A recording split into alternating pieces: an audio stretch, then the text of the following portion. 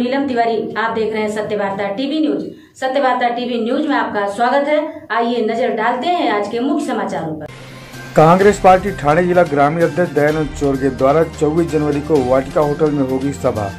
इस सभा को लेकर पत्रकार परिषद का किया गया आयोजन। पत्रकारों को जानकारी देते हुए ठाणे जिला ग्रामीण अध्यक्ष दयानंद चोरगे और ठाणे जिला ग्रामीण प्रभारी राजेश शर्मा ने क्या कहा, आइए देखते हैं इस खबर में। अखिल भारतीय काँग्रेस कमिटीच्या आदेशाने आणि महाराष्ट्र प्रदेश काँग्रेस कमिटीच्या वतीने या महाराष्ट्रामध्ये 6 विभाग आहेत आणि त्या 6 विभागाच्या बैठका 18 जानेवारी पासून ज्या बैठकांचं आयोजन चालू केलेलं आहे त्याचा समारोप 29 तारखेला आहे आणि 18 तारखेला जी सुरुवात झाली ती विदर्भामधून नागपूर, अमरावती, वर्धा या जिल्ह्यातून सुरुवात झाली। त्याचबरोबर मराठवाडा, उत्तर भारत, पश्चिम महाराष्ट्र, उत्तर महाराष्ट्र अशा ज्या विभाग आहेत त्यातलाच भाग म्हणजे आपला कोकण विभाग आणि या कोकण विभागामध्ये आम्हाला ठाणा ग्रामीण काँग्रेस कमिटीला कोकण विभागाची बैठक दिलेली आहे। मी सर्वप्रथम आदरणीय आमचे प्रदेश अध्यक्ष नानाभाऊ पटोले यांचे मनापासून अभिनंदन करतो आणि त्यांचे आभारी मानतो की आम्हाला या कोकण विभागाच्या बैठकीचा मान दिला। खरं तर या कोकण विभागामध्ये बैठकीचा जो स्वरूप असेल ते स्वरूप असं असेल की या कोकण विभागामध्ये टोटल 7 लोकसभा येतात। त्याच्यामध्ये सिंधुदुर्ग लोकसभा, रायगड लोकसभा, मावळ लोकसभा, त्याचबरोबर कल्याण लोकसभा, ठाणा लोकसभा, भिवंडी लोकसभा आणि पालघर लोकसभा या 7 लोकसभाच्या ज्या वेळेनुसार बैठका आमचे आदरणीय सर्व नेते घेणार आहेत आणि पहिला सत्र म्हणजे भिवंडी लोकसभा ही प्रथमतः पहिला सत्र असेल म्हणजे सकाळच्या जो सत्र असेल तो भिवंडी लोकसभेची ही सुरुवात त्या सत्रेला सुरुवात करणार आहे आणि त्याच्या मार्गदर्शनाखाली त्याचे मार्गदर्शन म्हणजे आम्ही जे काही काँग्रेसचे जे काही जिल्हा अध्यक्ष असतील त्यांना जे काही आदेश आतापर्यंत दिलेले आहेत ते आदेश ज्या जिल्हा अध्यक्षांनी मनापासून केलेले असतील अशा तर सर्वांचा प्रत्येक जिल्हावाईक ही बैठका घेतील आणि याच्यामध्ये या बैठकीला आदरणीय आमचे महाराष्ट्र प्रदेश काँग्रेस कमिटीचे प्रभारी आणि केरळचे माजी मुख्यमंत्री आणि माजी उपमुख्यमंत्री आणि माजी गृहमंत्री रमेशजी चेन्नीताला हे महाराष्ट्राचे प्रभारी आहेत, ते उपस्थित राहणार आहेत। त्याचबरोबर महाराष्ट्र प्रदेश काँग्रेस कमिटीचे अध्यक्ष आदरणीय नानाभाऊ पटोले इथे उपस्थित राहणार आहेत। त्याचबरोबर माजी मुख्यमंत्री अशोक चव्हाण साहेब उपस्थित राहणार आहेत। आमचे विधिमंडळ नेते आणि माजी महसूल मंत्री आणि माजी प्रदेश अध्यक्ष आदरणीय बाळासाहेब थोरात उपस्थित राहणार आहेत।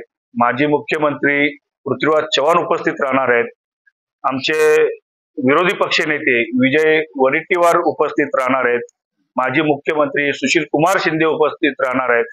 असे जे काही टॉप लेवलचे जे काही आमचे नेते मंडळी सर्व या 24 तारखेला या कोकण विभागाच्या बैठकीला येणार आहेत आणि ही कोकण विभागाची बैठक आम्हाला सर्वांनाच माहित आहे की येत्या एप्रिल महिन्यामध्ये कधीही निवडणूक म्हणजे एप्रिलच्या पहिल्या हप्त्यामध्ये कधीही निवडणूक लागू शकतात आणि त्याचबरोबर या पुढच्या महिन्यामध्ये म्हणजे जवळपास फेब्रुवारीच्या मला वाटते 15 तारखेच्या अगोदरच कधीही आचारसंहिता लागू शकतो आणि आमचा टार्गेट भिवंडी लोकसभा आहे आणि या भिवंडी लोकसभेच्या कशी आम्ही जिंकावी या माध्यमातून आम्हाला ही कोकणची या ठिकाणी बैठक आम्हाला दिलेली आहे आणि ते बैठकीसाठी ठाणे ग्रामीणचे सर्व माझे ब्लॉक अध्यक्ष सज्ज झालेले आहेत।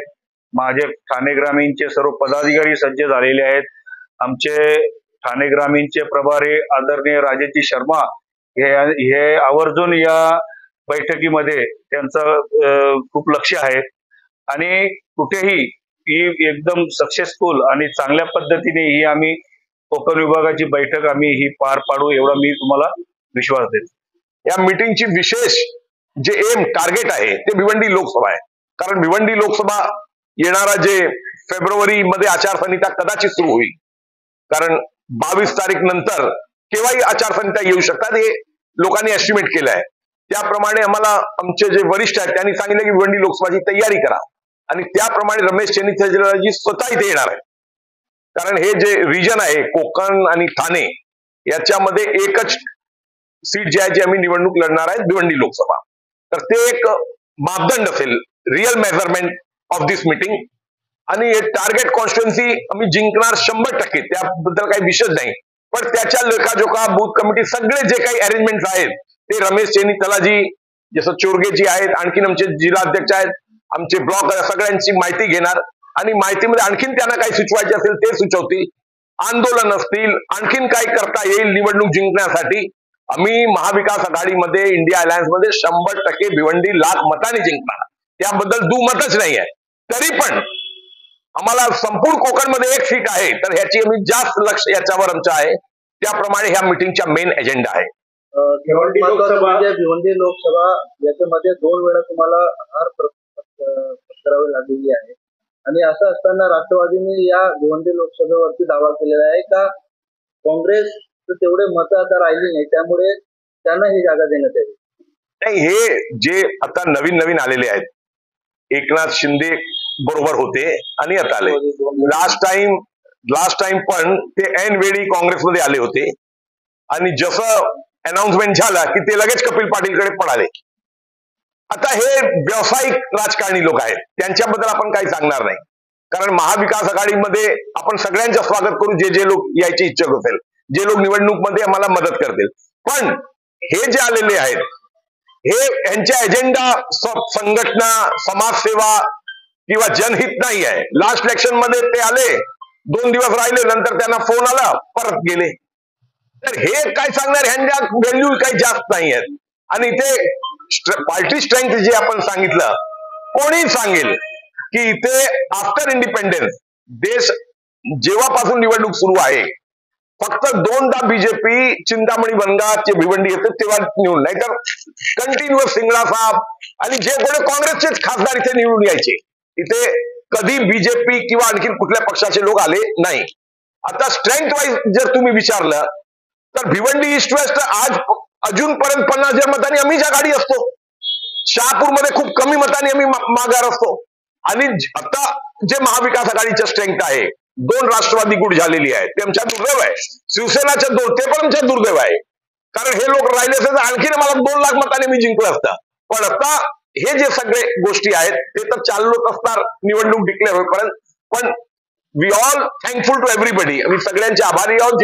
जे आता पण यायचे त्यांनी यावं, आम्ही स्वागत करू त्यांच्या, कारण आम्हाला लोक पाहिजे.